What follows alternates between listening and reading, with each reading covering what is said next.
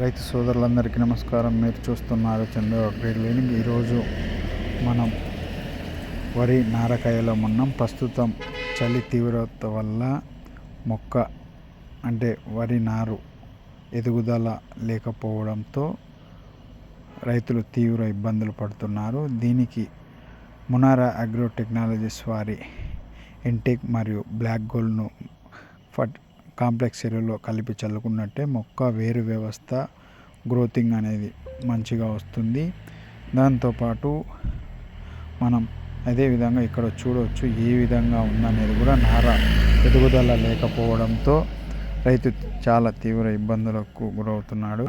వీటిని ఉపయోగించడం వల్ల భూమిలో ఉన్నటువంటి పోషకాలను మొక్కకు అందేలా చేస్తుంటాయి. అదేవిధంగా వేరు వ్యవస్థ అధికంగా దృఢపడుతుంది.